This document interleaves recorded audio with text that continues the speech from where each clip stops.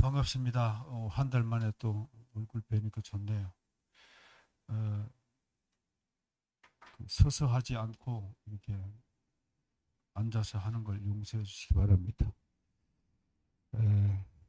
어제 이빨 치료를 받아가지고 이빨이 얼려라고 그래서 그런 것이니 양해를 좀 부탁합니다. 어,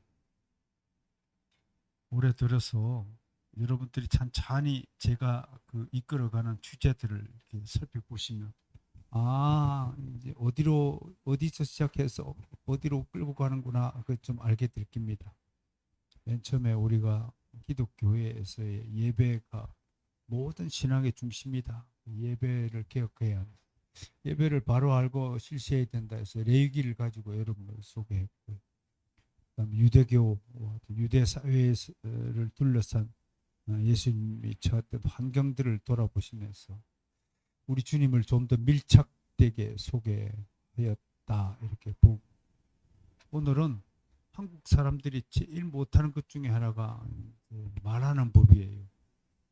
말하는 법을 좀 고쳐서 말 잘하기 위해서 누구 말을 배워야 됩니까?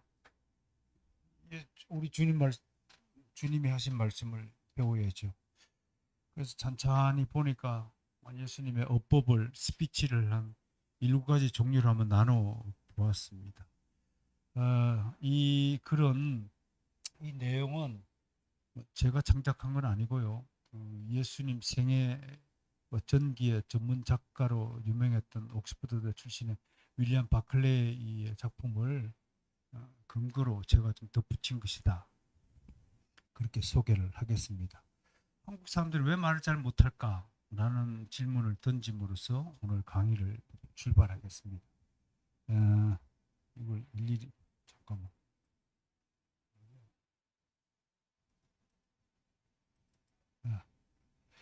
아, 인트로를 제가 오늘 논술 교육이라는 주제를 가지고 여러분에게 소개를 합니다.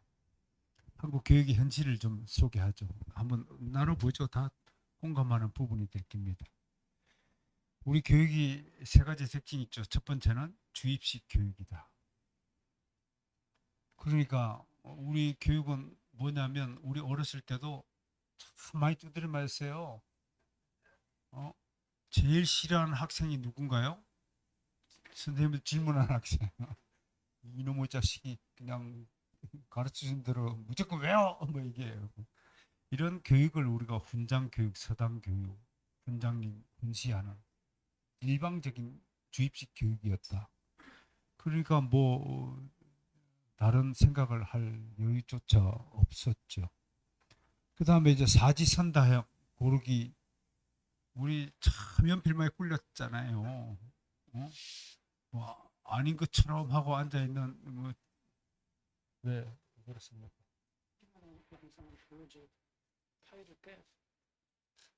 줌에 들어오신 분들 그걸 진작을 안 했습니까? 또 강의가 또 중단이 되네. 오늘 참 제 잘못이 아닙니다. 네?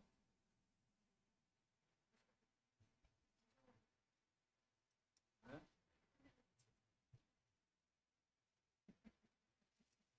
뭔 소리야? 서사라고요? 여기 다 보이잖아요. 뭐 앉았어. 나 이걸 일로 올려 그러면 노트북으로. 앉아서 하셔도 돼요. 앉아서 되죠? 앉아도 된다는 데 자꾸 그래. 그래서 힘들어 나도 이제. 그래도 지워버렸어. 예. 한국 교육의 현실. 우리가 어떤 교육을 받았으므로 이렇게 말을 잘 못할까요? 보통 이제 경상도 사람들은 사랑한다는 말 이렇게 막 몸에 두드러기 난다고 말도 못해야 한다고 그래요 어렸을 때. 남자가 채신머리겠지 뭘 여자 보고 말이야 입으로 사랑합니다. 그렇게 고백을 하고 사냐고. 그 여자 보고 내만 몰라? 말 안 하는데 어떻게 알아? 예, 그런 것들이 우리 현주소라는 거지요. 사지선다행 연필 많이 굴렸잖아요, 그죠? 몇 년도인가요? 저희 그 육신의 큰형님이 삼성 그룹에서 꽤 요직을 차지하고 그랬었어요. 평사원으로 들어가가지고 최연소 뭐 상무, 전무, 뭐 비서실장 하고 또 노조 없는 기업 경영 이런 작품들 남기고 그 삼성에서는 굉장히 빅스타로 자리매김했는데 모르는 분은 없습니다. 그런 이름 되면 그 입사 한때는 입사 시험을 치는데 동생 뭐 면접을 보는데 좋은 질문이 없나 그래서 내가 이걸 꺼냈어요. 사지선다형 서울대 출신 100명을 모아봐도 맨날 그 하버드대 한 명 못 쫓아가는 다 그런 말이 있었던 때인데 그 뭐가 좋겠나 그래서 내가 고구려 무용청 그림을 하나 드렸어요. 무용청 그림을 주고 우리는 어떻게 교육받았어요? 다음은 어느 시대 작품입니까? 1번 고구려, 2번 백제, 3번 진라, 4번 발해, 5번 기타 뭐 얘기는 그 1번 정답 그렇게 받았어요. 근데 그 서울대생 뭐 예일대 뭐 쟁쟁한 사람들 불러놓고 형님이 제가 제공한 문제지를 가지고 그 고구려 사람들이 이 무용청 그림을 왜 무덤 안에 집어넣었지? 그래 넣었지? 라고 보니까 한 사람도 몰라요. 왜라고 물으면 그냥 왜 뒤야? 입이 다물었어요. 왜 그런 교육을 받은 적이 없으니까. 중간에 고르기 시험하니까 왜 백화를 무덤 속에 그랬을까요? 그 정도 가지고는 답이 안 되지. 아무튼 그건 밥 먹고 나서 이따가 얘기합시다. 다음 토론하고. 또 우리 2002년도에 뭐가 있었어요? 월드컵이 있어요. 대한민국 짜작 짜작 전 국민이 대한민국. 그래서 삼성 입사 사람들 대한민국이 무슨 뜻이냐고 물었어요. 넌 대한민국 우리는 대한민국 우리 족국 이름이 대한민국이다. 대한민국이 무슨 뜻이냐고 물었더니 몰라. 어? 이 참 큰일인 거예요. 대자는 뭐 한국 사람들 워낙 대자 좋아하잖아. 뭐 술도 뭐 대포고 뭐 조그만 다리도 대교고 조그만 길도 대로고. 김일성이가 왜 못 쳐들어왔게요? 다시 간첩들을 보냈더니 거리마다 대포집이 있어가지고 또 그러잖아요. 그만큼 대자를 좋아하죠. 이 작은 사람들이 한이 그런 글자에 품어져 있죠.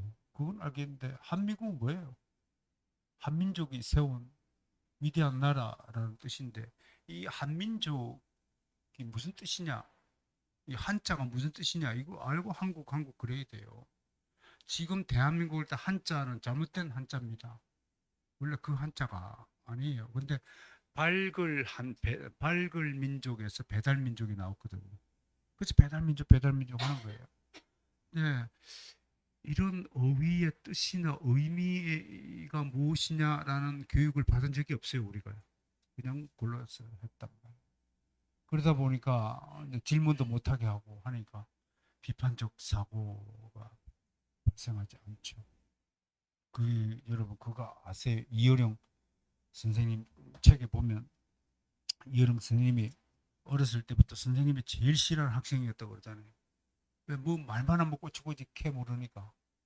아니 집에 불이 났는데 걔가 집주인을 살리려고 자기 몸에다 물을 적셔갖고 집주인에 물을 뿌려가지고 집주인을 살렸다라는 얘기를 다 선생님 하기를 이어령 선생님 질문했는데 그 거짓말이죠. 그랬단 말이야. 이놈의 자식이 선생님 말이 왜 거짓말을 했더니 그 있을 수가 없는 얘기입니다. 개가 어떻게 물을 적셔서 왔다 갔다 하는 사이에 벌써 다 죽었습니다. 말이 안 되는 겁니다. 그리고 진짜 충견이라면 주인을 이빨로 물어가지고 강가로 데리고 가는 게 진짜 충신이지. 자기 몸에 물을 묻혀서 왔다리 갔다리 하고 주인을 살렸다니 말이 됩니까? 뭐 선생님이 막 얼굴이 펄개지고 넌 내 수업 들으지 마 이런 막 이렇게 되는 거죠. 그런데 여러분 보십시오. 이런 일들을 통해서 한국 교육은 철저하게 천재를 깔아뭉개는 분위기란 말이에요. 그래서 돌아가신 이규태 조선일보 논설위원이 한국인의 의식 구조라는 책에서 한국 사회를 뭐에다가 비유했냐면 콩나물 문화를 비유했어요. 콩나물, 어떤 콩나물부터 뽑아 먹어요? 키 큰 놈부터 뽑아 먹어요. 잘난 놈부터 싹을 잘라버려요. 너하고 나하고 똑같아야 돼요. 네가 나보다 조금만 잘라도 사초에 노는 사람 배가 아픈 민족이 우리 한민족이에요. 평등을 인위적인 평등, 동일한 선상에서 평등을 가르쳤기 때문에 비판적인 사고와 창의력을 발휘하는 분위기를 형성하지 못했죠. 그러니까 자신의 의사를 정확하게 표현하거나 속에 있는 생각을 솔직하게 표현해내는데 아주 장애적인 요소가 많은 사회가 한국 사회였다. 그러니까 부장님이 딱 식사하러 가면 부장님 뭐 드시겠습니까? 차장님 물어 부장님 난 동태탕. 그래 잘 이렇게 시켜 먹어. 그럼 차장님은 뭐 드죠? 동태탕요. 김과장 뭐 먹을래? 동태탕요. 그러니까 대리가 뭐라 그래요? 사원들한테 의사 물어야 안 물어요? 아줌마 여기 전부 동태탕 통일. 그런 게 이제 한국 사회란 말이에요. 이런 것들이 교회에도 철저한 계급 문화가 들어와가지고 뭐 장로가 집사보다 높은 줄 알고 말이에요. 장로가 무슨 일반 성도들보다 계급이 높은 줄 알고 지시하고 명령하고 이런 문화가 교회 평배에 있는 것이 다 유교적 교육의 산실이다. 그래서 2004년도인가로부터 들어서서 우리나라도 정신을 차리기 시작해서 그때 처음으로 외쳤던 것이 우리나라도 논술 교육을 시켜야 된다 하면서 논술한 거예요. 근데 지금도요 논술 교육을 완전히 잘못시키고 있어요. 진짜 우리 아이들에게 창의력을 길러주고 비판력을 길러주고 사고의 향상을 시키기 위해서 진짜 논술 교육을 논리학과 수사학이라 하는데 시켜야 되는데 완전히 뭐 입시용으로 지금 땜박질을 하고 있고 자기 속에서가 천편일률적으로 모범 답안이 나오고 있고요. 챗 GPT한테 물어가지고 자기 속에서를 쓰게 하고요. 이런 일들이 비일비재하고 여러분 우리나라에서 미국 사회에서는 생각지도 못하는 논문의 사건이 있죠. 논문 표절 그런 것들이 다 우리의 교육의 현 주소를 나타내는 거거든요. 그래서 저는 우리 교회 안에서도 우리 주일학교 애들한테 시간 날 때마다 논술 교육을 시켜야 된다. 그래서 제가 제가 쓴 책이 하나 있습니다. 알려지지 않았지만 기독 논술이라는 제목으로 책을 쓴 겁니다. 그렇게 해서 성경을 어떻게 읽고 어떻게 공부해야 되느냐 그런 기독 논술로 출발해서 열매를 맺은 것이 바로 바이블 시네마입니다. 성경 66권을 어떻게 읽어야 되고 어떻게 공부해야 되고 어떻게 기억해야 되고 그걸 또 어떻게 전해야 되고 가르쳐야 하고 이런 문제들을 고민하는 끝에 나타난 작품이 장강릉이 뭐라고요? 네, 바이블 시네마입니다. 시네마가 아니고 시네마. 발음을 세게 하면 곤란합니다. 네, 저도 경상도입니다. 같은 경상도 끼고 이수복사는 경상도 아니야? 그것이 웃고 왔는데 모르세요 또. 오늘 제가 인트로에 논수 좀 소개를 하죠. 네, 보세요. 한자를 보세요. 논술 이렇게 한자를 썼어요. 논할 논자인데 어떻게 구성이 됐나요? 왼편에 말씀 은에다가 역글, 둥글, 윤자를 붙였어요. 그러니까 논이 뭐예요? 말 잘하는 거예요. 말을 잘 조리 있게 적는 거. 근데 우리나라에서는 말 잘하면 뭐라고 취급해요? 사기꾼, 말 잘하는 사기꾼 이렇게 어릴 때부터 그 이상한 교육을 시켜가지고 마치 말을 잘하면 안 된다는 식으로 오히려 말이 어눌한 사람이 진실한 것처럼 생각하지만 전혀 근거가 없는 사실입니다. 말을 정확하게, 말을 굉장히 아름답게, 말을 정말 감동스럽게 적재적소에 필요한 언어 어휘를 골라서 증거하는 것이 얼마나 위대한 일인가를 알아야 됩니다. 그런데 우리는 말 잘하면 사기꾼이란 등식으로 우리 주눅을 들게 했잖아요. 그래서 술자는 뭔가요? 책상 앞에서 뭘 해요? 이 술이 재밌어. 술 이게 무슨 뜻이에요? 옛날에는 글을 어떻게 썼어요? 글씨로 이렇게 한지를 이렇게 놓으면 제일 위에 몰라요. 응? 뭘 넣죠? 여러 이게 종이 움직이지 않도록 이렇게 뭐 아마 받침대를 놓잖아요.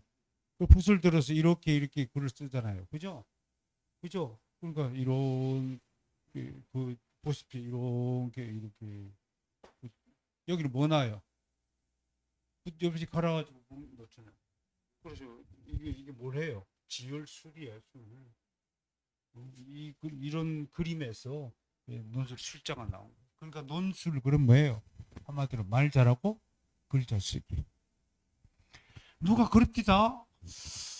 목사님 저도 글을 잘 쓰고 싶은데 저는 글 쓰는 재주를 못 받아서 글을 잘 못 쓰겠습니다. 천만의 말씀은 만만의 공덕입니다. 여러분. 그런 재주가 아닙니다. 그런 철저하게 실제요 글쓰기 훈련의 결과입니다. 아무도 태어나면서 글 잘 쓰는 사람 없습니다. 저 미경 씨처럼 뭐 태어나서 목소리 좋은 것은 은사라고 재능으로 받은 거지만 글쓰는 재능. 네? 저런 사람 제일 미워 죽겠어. 노래 잘하는 사람들 많아. 아유 별로 잘 못 부려요. 정말 뭐 음치들한테 놀리는 거예요 뭐야 진짜. 그런 제가 분명히 합니다. 훈련 받으면 글을 잘 쓸 수 있습니다. 그리고 희망을 가지세요. 특히 이제 그 글의 경지에 오른 사람들이 쓰는 글을 뭐라고 하냐면 그걸 미셸런이라고. 이거 이제 단편의 글 이런 뜻을 가지고 있습니다. 경지에 오르신 분들이 이것이 하면 이제 법없어요. 이게 뭐죠? 이제 최고의 경지에 오르면 격언이 되는 거예요. 이제 우리 예수님이 이제 어떤 수준까지 말씀을 끌어올리는지 오늘 소개할 테니까 잘 좀 들어보시기 바랍니다. 그래서 논술을 기본으로 사실은 모든 학문의 기초가 뭐냐면 논리학과 수사학입니다. 논리학은 안쪽으로 저장하는 거고요. 수사학은 저장된 것을 잘 꺼내서 표현하는 겁니다. 칼빈은 칼빈 때만 하더라도 철저하게 어릴 때부터 몽떼주에서 그 논리학과 수사학을 기본적으로 배우는 겁니다. 근데 우리나라는 신학생들 뒤늦게 공부하시는 분들 보시면 이게 전혀 기반이 없는 거예요. 그러니까 학문을 하는데 꿰차는데 굉장히 불리한 여건 속에서 출발하는 것 같아요. 보세요. 논리학과 수사학이 바탕이 되어야 책 한 권을 읽어도 쉽게 읽고 저장할 수 있는 거예요. 근데 이게 어릴 때부터 훈련이 안 된 거예요. 어떻게 읽어야 될지를 가르치지 않는 거예요. 그래서 이게 기본이에요. 그래서 교회에서도 아이들에게 성경 공부를 시키면 또 엄마가 집에서 아이들에게 성경 공부를 시키더라도 그냥 자기 경험에 기초하여서 시키는 것이 아니라 이게 철저하게 논리하고 수사학으로 공부를 했으면 좋겠다. 제가 이 설득의 논리학 이 책을 소개하고 싶은데 한 번쯤 이런 책을 사서 읽어보시고 전 가족들이 한번 이렇게 대화하고 토론해 보시면 가족 전체의 수준이 향상될 것이다 이렇게 생각을 합니다. 그 다음에 인트로를 보십시오. 엄품이라는 단어를 제가 꺼냈었습니다.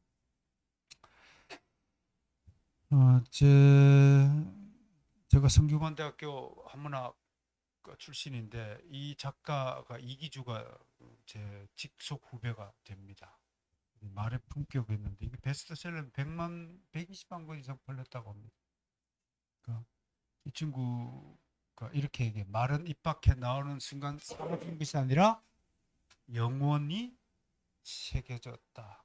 우선 다른 사람의 영혼에 새겨지고 자기 자신에게 스며든다. 나쁜 말 하잖아요. 나쁜 말 하면 요즘 아이들 욕설 참 잘합니다. 근데 욕설하는 아이는 반드시 그 욕설을 자기 뇌에 기록하여서 자기 인생의 어두운 그림자를 끼친다는 겁니다. 욕설 많이 하는 아이가 잘 살 리가 없다는 겁니다. 왜? 새겨지니까 그렇답니다. 2번 볼까요? 사람마다 인품이 있듯이 언품이 있다라고. 품자 보세요. 품자, 입구자, 말구자가 3개 붙었죠. 그죠? 말이 쌓이고 쌓이고 쌓이면 뭐가 된다? 품질이 된다. 품격이 된다. 그런 한자의 뜻을 가지고 있습니다. 한 사람의 인품은 뭐에 달렸다고요? 말하는 습관, 태도, 색깔, 높이 이런 게 달려 있어요. 그래서 언품에서 뭐가 나온다고요? 언향이 나온다.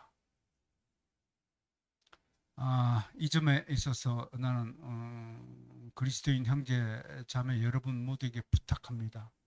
우리가 그리스도의 향기를 품어낸다라고 성경에서 했듯이 무엇으로부터 향기가 나왔냐면 그분의 말투, 말버릇에서부터 향기가 나야 됩니다. 언향에 5가지 조건이 있더라고요. 여기 내가 소개를 안 했는데요. 제가 기억하기로는 첫 번째, 시끄럽지 않아야 된다. Not noisy라고, not loud. 시끄럽지 않아야 된다. 말이 빠르거나 높이가 너무 강하거나 목소리가요. 그런 것들 굉장히 조심해야 된다. 예수님이 성전에서 설교하던 갈릴리 바닷가에서 설교하던 길거리에서 설교하던 또 나사렛 집안에서 설교하던 예수님의 목소리가 어땠을까라고 많은 분들이 연구합니다. 심지어 산상수원 갈릴리 바닷가에서의 설교의 목소리 톤이 어땠을까? 고함을 찔렀을까? 절대로 고함을 찔리지 않았을 것이다. 왜? 성경에는 예수님이 목이 터져라 부르짖었다라고 기록한 곳이 한 군데도 없습니다. 그런 차원에서 요즘에 음성을 과학적으로 조사한 사람들, 특히 성우나 아나운서들이 금과 옥조처럼 여겨지는 그 말의 높이가 그 음악으로 치면 도레미파 솔 그래서 안녕하세요 안녕하세요라고 인사를 해요. 그 아나운서들은 어릴 때 안녕하세요 9시 냈습니다. 뭐 시계가 9시를 향해요. 떼깍떼깍 달려가고 있어요. 아무튼 그 소울 음의 높이에 맞췄는데 그 소울 음이 가장 파장이 길고 또 다른 사람의 심령을 안정되게 한다. 아마 예수님의 목소리 톤은 소울에 맞춰서 럽시다. 그렇게 분석하기도 하죠. 어떻든 시끄럽지 않아야 한다. 라는 것이 있고요. 그 다음에 두 번째는 쓸데없는 말 늘어놓지 않아야 된다. 이 잔소리들 이런 거 쓸데없는 말 늘어놓지 않아야 된다. 세 번째는 자기를 드러내지 않아야 한다라고 조건이 있고요. 그 다음에 네 번째는 다른 사람의 말을 경청한다. 경청의 능력이 언향의 조건이 되고요. 그 다음에 어떻든 말을 들으면 사랑, 따뜻함이 있어야 되고 또 여유가 있어야 되고 또 신뢰가 있어야 되고 이런 것들이 묻어나야 된다. 그래서 trust language라고 얘기를 합니다. 영어 전문 용어로. 무엇보다도 저는 여기서 우리 한국 사람들이 제일 못하는 것 중에 하나가 다른 사람의 말을 경청하는 것. 자주 뭐 얘기를 하지만 신문사에 있다가 보면 오후 4시 되면 전체 편집회의가 열려요. 그래서 8시까지 넘겨야 돼요. 4시간 동안 엄청난 회의를 합니다. 그런데 거기서 규칙이 있어요. 일단은 모든 발언을 3분 이내로 다 해야 됩니다. 근데 중간에 남의 발언에 끼어드는 사람이 있으면 편집국장이 바로 깨라라고 나가! 이렇게 고함을 칩니다. 그러니까 그런 것들이 시스템적으로 작동하는 것이 언론사입니다. 철저하게 몸에 배죠. 그런 점에서 제가 이제 기독교회로 몸을 옮기고 난 다음부터 얼마나 당혹스럽고 얼마나 부하가 터지고 답답하고. 왜? 다른 사람 말을 안 들어요. 무조건 떠들어요. 특히 이제 목사들이 미국에서는 경건병이다. 그걸 전문 용어로 유세베이아 디지즈라고 그래요. 그 무슨 뜻이냐면 설교를 많이 하는 사람, 전도만 많이 하는 사람들이 특징이 뭐냐면 자기 말만 하고 남 말 안 듣는 거예요. 목사들은 특히요 남의 말을 듣는 귀가 없어요. 이순신 장군이 왜 훌륭하냐면 그 울돌목에서 전쟁이 이겼다고 훌륭한 게 아니에요. 그분의 난중일기의 기록을 보면요, 우리가 정말 범치 못할 경지에 이르러진 분이구나를 느껴요. 그분이 만들어낸 말이 이청득심이란 말이 있어요. 무슨 뜻이죠? 들음으로써 상대방 마음을 얻는다. 이 경지에 오른 분이에요. 그러니까 고수들은요, 다른 사람 말을 듣고 이것이 웃어요. 되도록이면 말 안 하려고, 듣기만 하려고 그래요. 기어이 한 말씀 하라 그러면 미소로 웃고 말지요. 이 정도 한다는 것을 우리가 알 수 있거든요. 그 유명한 일화가 있어요. 1591년에 전라 좌수살 임명을 받고 이순신 장군이 내려와요. 아무것도 모르잖아요. 그 자기 서재 이름을 운주당이라고 지었어요. 뭐 구름이 머무는 곳 이런 뜻인가 봐요. 그게 무슨 뜻이에요? 나한테 많은 사람들이 자유롭게 오기를 바랐던 마음이 있는 거예요. 그래서 가자마자 집 울타리를 둘러싸고 있던 대나무 숲을 다 잘라버렸어요. 그리고 계급에 상관없이 출신 성분에 상관없이 자유롭게 모든 사람들이 출입할 수 있도록 하셨대요. 그래서 민간인들도 할아버지들도 초대하고 어린아이가 같이 놀고, 그러니까 바다를 배운 거예요. 그분들에게 해안가에. 그래서 울돌목에 바다의 물 흐름을 배우고 그래서 이긴 거예요. 그 원균은 왜 망했느냐? 원균은 도착하자마자 자기 집 주변을 다시 대나무 숲으로 둘러쌌어요. 아무도 근접하지 못하고 독야청청 지내다가 망한 거예요. 정보가 없었어요. 그 이순신 장군 난중일기에다가 승리의 비결이 무엇입니까? 아들이 물었대요. 그랬더니 아버지가 아들아 이청득십니다. 듣는 것이 마음을 얻는 것뿐만 아니라 승리의 비결이다. 그렇게 말을 했다고 하는 겁니다. 김경일 씨라고 심리학자가 우리에게 조언하는 것이 하나 있죠. 정말 살다 보면 비수같이 찌르는 말을 하는 사람을 자주 만난다. 독한 말 때문에 상처를 받지 않습니까? 그게 다 공격 본능 때문에 그렇다. 사람은 사이다 발언이라고 하는데요. 모든 사람이 나를 공격하는 사람을 사이다 발언으로 한 방에 거꾸로 때리고자 하는 본능이, 공격 본능이 있다는 거예요. 요즘 며칠 사이에 저기 정릉에 계시는 이승기 목사님이 소개하신 분인데 감당이 안 돼서 나한테 넘기신 거예요. 뉴천지 일당이에요. 그 발언을 잘못하면 또 법에 걸린대. 명예훼손죄로 이렇게 걸어놨다고 말. 저는 그냥 뉴천지라고 그래요. 그래서 저한테 몇 번 오고 우리 여기까지 왔다 갔나 봐요. 요만큼 종이 였어요. 여러분 근데 뉴천지를 이기는 비결은 뭔 줄 아세요? 여러분들 속에는 오기만 해봐봐. 내가 그냥 절묘한 논리를 가지고 저러다 꼼짝 못하는 논리를 가지고 제 앞에 있지. 그런 사람이 있으면 당장 그만두세요. 절대로 이기지 못해요. 여러분 한 사람의 도둑놈을 100명의 경찰이 잡아야 못 잡아요. 못 잡아요. 저는 유병원이 자살했지만 유병원이 찾기 위해서 몇만 명이 동원했어요. 2,400명이 경찰이 동원돼도 못 잡았잖아요. 응? 맞아가지고 신천지 한 사람은 여러분 이길 수 있을 것 같아요? 못 이겨요. 거짓말하는 사람은 절대로 이길 수가 없어요. 이기려고 하지 말고 그냥 얘기를 들으세요. 듣고 빙긋이 웃으세요. 그러면 이긴대. 무엇이 웃으시라고. 수고가 많습니다. 내가 한마디 했어요. 참, 이 바쁜 세상에 그렇게 할 일이 없어서 신천지 같은 일을 합니까 내가. 그리고 많은 거예요. 그건 비논리의 논리로 대응하는 것 자체가 어리석은 거예요. 이런 그 지혜들을, 말의 기술들을 좀 배우고자 오늘 이런 주제를 설정한 겁니다.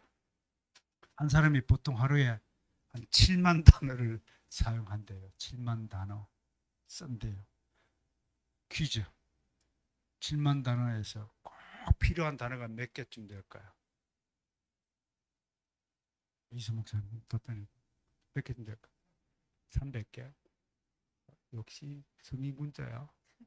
예수님의 번뇌를 올랐어.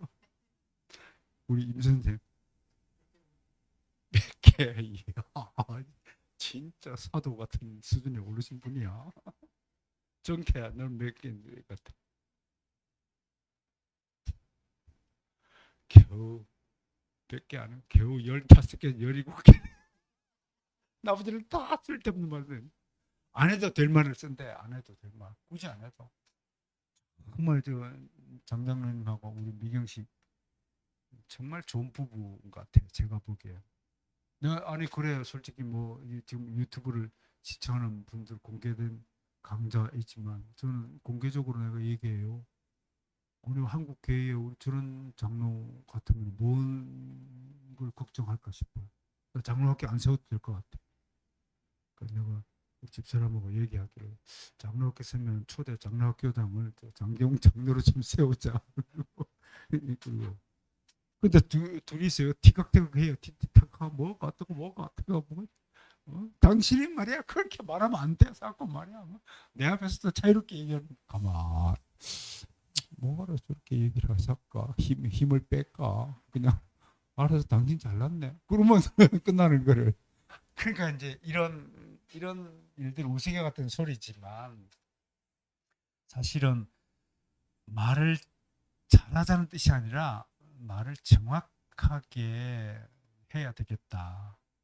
말을 좀 품격 있게 할 필요가 있겠다. 그래서 오늘 이런 주제를 가지고 여러분 앞에 한번 써봤습니다. 자,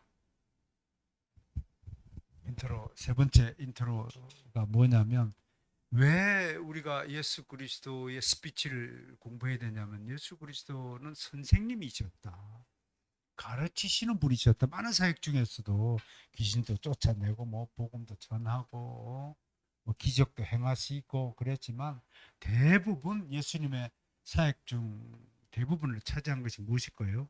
가르치는 사역이었다. 말씀하는 사역이었다. 그런데 예수님이 그냥 말씀하신 건 아닌 것 같다. 왜? 성경의 기록에 따르면 많은 사람들이 예수님의 말씀을 듣고 감동하거나 아니면 불같이 화를 내며 대적했기 때문이다. 그 얘기는 그러니까 분명한 반응, 두 가지 적대적인 반응이 나타난 것은 그 발언하는 사람이 진리를 선포하기 때문이다. 그렇게 변정을 하는 거죠.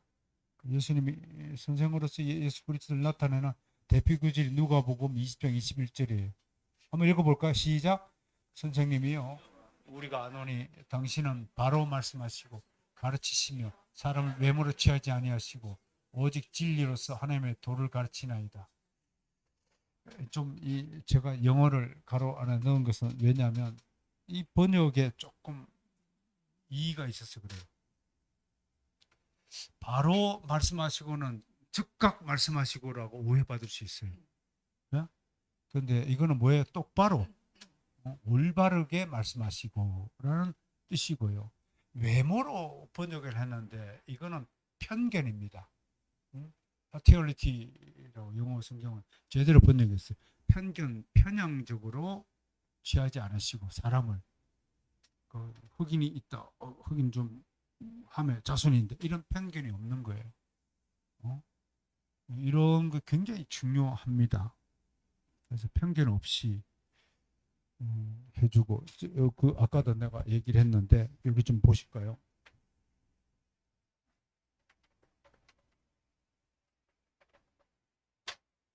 우리가 인간론 인간론을 다룰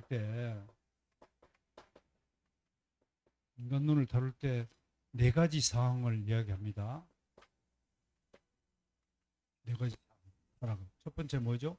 전적 타락.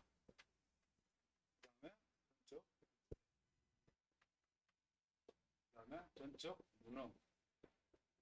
네 번째 전적 불가능. 네 가지를 이야기. 그런데 이 네 가지 상황이 올 때를 전부를 해서 우리가 도르트 선지에서 이렇게 규정을 했어요. 이걸 이제 전적 타락으로 번역을 했지만 depravity라는 원래의 뜻은요, 심리학적으로 이거는 기울어졌다, 기울어짐. 이걸 이제 심리학에서는 뭐라고 하냐면 비아스 그래요. 비아스를 편향이라고 하고, 심리학적 용어로 이거를 뭐라고 그러냐면 기울어진 운동장이라고 그래요. 기울어진 운동장에서 축구할 수 있어요, 없어요? 없어요. 근데 뭐 심리학적인 입장을 제가 소개해서 좀 뭐 어떨지 모르겠는데, 이것을 조직 신학자들은 뭐 칼빈의 가르침에 따라서 구조적인 부분과 구조적 면과 기능적 면으로 나누어요. 이걸 후쿠마라는 분이요. 후쿠마라는 분이 뭐라고 멋지게 표현하면 인간의 전적 타락한 상태를 두고 새를 비유했어요. 새가 날개가 있죠. 날개가 있어요. 그러니까 하나님의 형상의 흔적은 가졌어요. 근데 기능적으로 날 수 있어 없어요? 날 수 없는 날개를 가진 새와 같다라고 인간의 전적 타락을 이야기해요. 이런 점을 좀 참고하셔가지고 편견 인간은 근본적으로 편향되고 편견되고 한쪽으로 기울어져 있는 존재라는 사실을 여러분 스스로가 인정하셔야 돼요. 우리 앞에 지금 여기 모여 있는 분들도 줌으로 시청하시는 모든 분들 중에서 내가 업라이트하다, 정직하고 똑바르다라고 주장하는 사람은 없으리라고 저는 생각을 합니다. 저는 그러니까 하나님의 위대하심이 늘 감사해요. 이 거짓투성이 또 완전히 기울어지고 꺾어지고 부패하기 짝이 없는 우리 안에 오셔서 우리를 새로운 피조물로 만들어 주신 것이야말로 우리 박영선 목사님이 하고 날 증언하듯이 하나님의 위대하십니다. 하나님의 위대하심이 어찌 나 같은 자에게 임하여서 나의 존재와 나의 인생의 가치를 완전히 바꾸어 줄 수 있느냐.